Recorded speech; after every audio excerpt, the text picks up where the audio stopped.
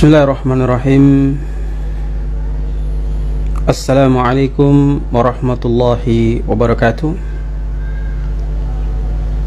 Alhamdulillah alladzi ahyana ba'dama amatana wa ilaihi nusyur. Alladzi khalaqal mauta wal hayata liyabluwakum ayyukum ahsanu amala. Asyhadu an la ilaha illallah wahdahu la syarika lah wa asyhadu anna Muhammadan abduhu wa rasuluhu la nabiyya ba'da. Jamaah kaum muslimin muslimat, sahabat TV dakwah Al-Surui di mana saja berada, alhamdulillahilladzi ahyana. Segala puji bagi Allah, ahyana yang telah menghidupkan kita, ba'dama amatana dari percobaan latihan mati kecil kita, wa ilaihi nusyur, dan di satu masa kita tidak akan bisa menghirup udara sebagaimana saat sekarang kita hirup. Bahkan handai tolan sahabat kita yang ada di sekeliling kita pun sudah tidak bisa kita ajak berkomunikasi sebagaimana biasanya, karena waktu kontrak yang Allah berikan kepada kita telah habis masanya, sehingga berlakulah kullu nafsin dha'iqatul maut. Setiap yang bernyawa itu pasti akan mengalami kematian. Oleh karena masa kontrak yang Allah berikan kepada kita telah habis, maka fa idza jaa ajaluhum la yastakhiruna sa wa la yastaqdimun. Kalau sudah tiba masanya, tidak ada satupun makhluk Allah di atas permukaan buminya Allah yang mampu untuk mengundurkan ataupun memajukan sedikit ketentuan kematian yang Allah berikan kepada hambanya. Alladzi khalaqal mauta wal hayata liyabluwakum ayyukum ahsanu amalah. Maka perhatikanlah, sesungguhnya proses daripada penciptaan kita tiada lain dan tiada bukan hidup yang Allah berikan dan akan mematikan kita adalah Allah ingin melihat siapa di antara kita yang paling baik kualitas amal ibadahnya kepada Allah Subhanahu wa taala. Mari bersalawat kepada Rasul Muhammad sallallahu alaihi wasallam dengan ucapan Allahumma shalli wa sallim ala nabiyyina wa maulana Muhammad sallallahu alaihi wasallam.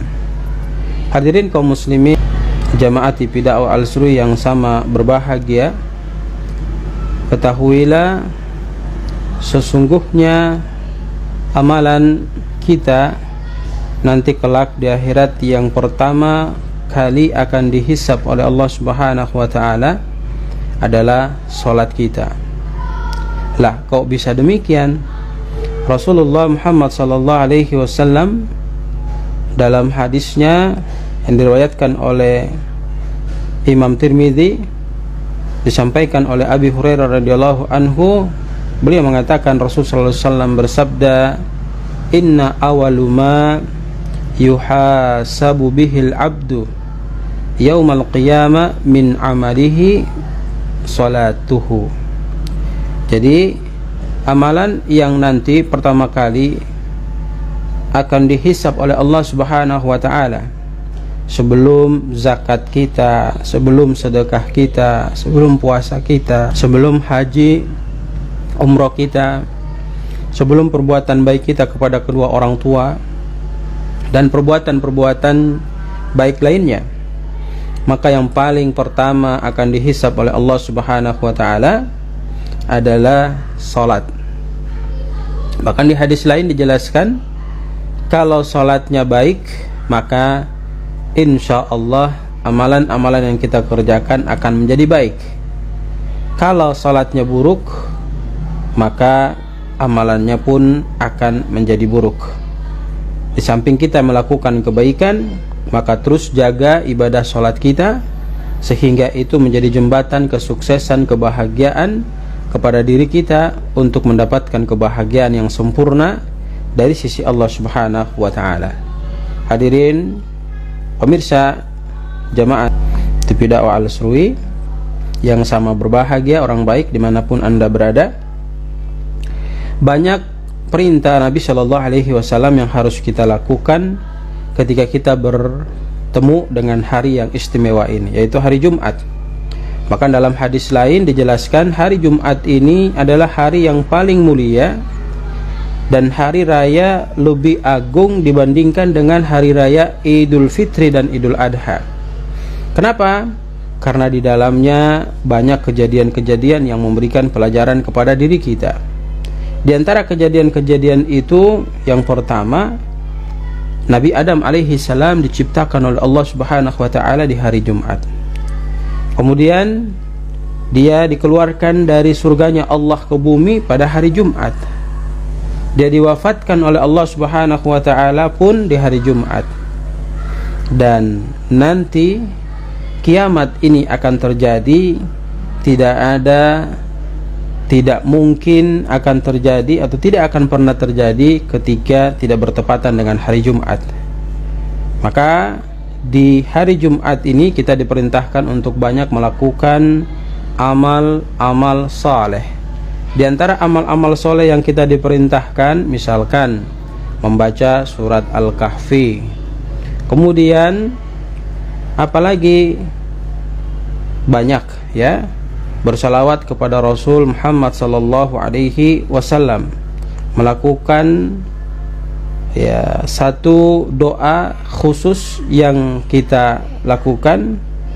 Itu doa itu insya Allah akan diijabah oleh Allah Subhanahu wa ta'ala, dan waktunya mustajab di antara asar dan maghrib.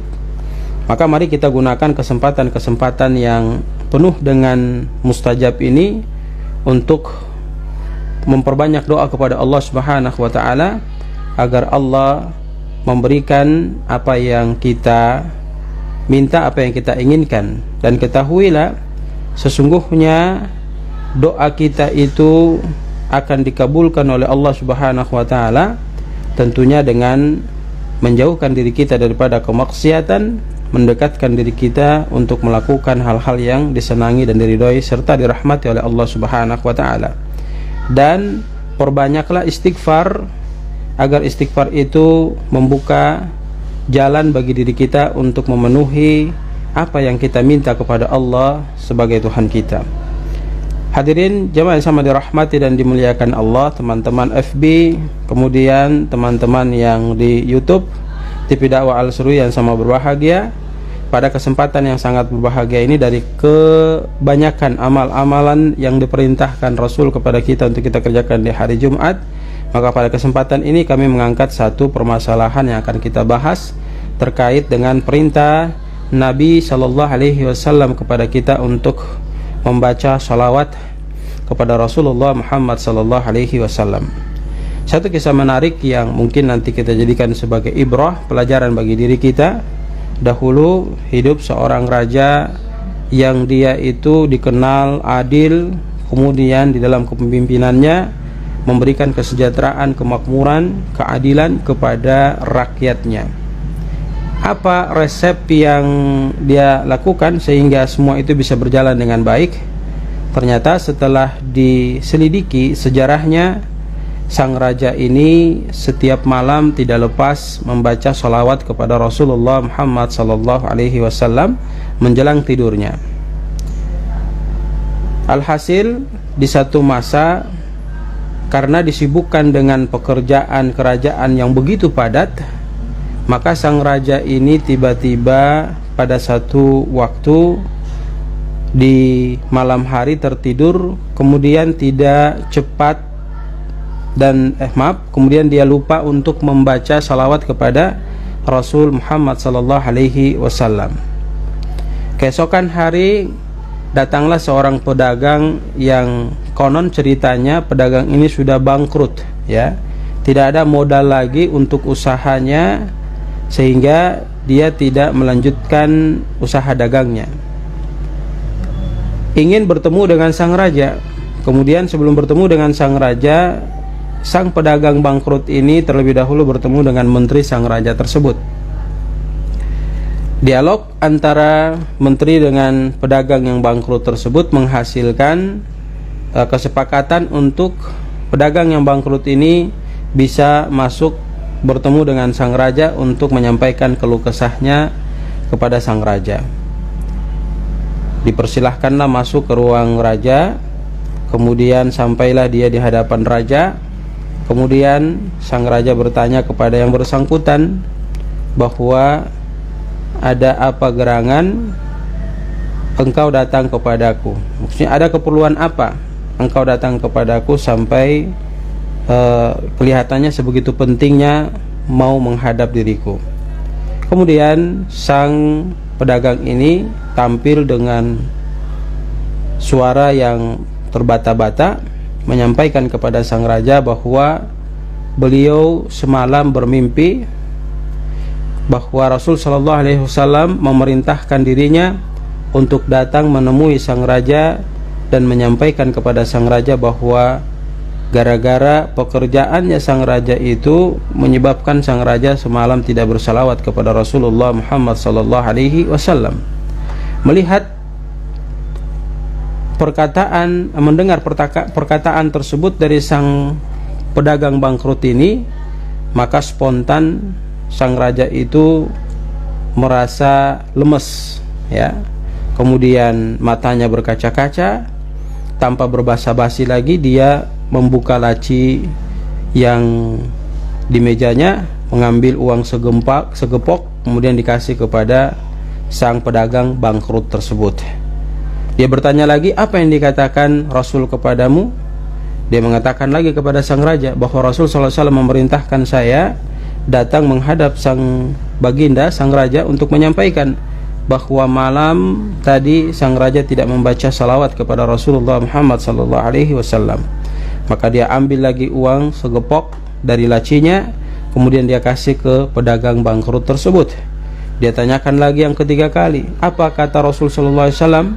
Maka sang pedagang bangkrut ini mengatakan, Rasul sallallahu alaihi wasallam memerintahkan saya datang kepadamu untuk menyampaikan bahwa sesungguhnya engkau tidak bersalawat malam sebelum engkau tidur di malam hari. Kemudian raja mengambil lagi uang segepok, kemudian dikasih lagi kepada sang pedagang bangkrut tersebut. Melihat keadaan tersebut, sang menteri merasa gelisah dengan kondisi sang raja.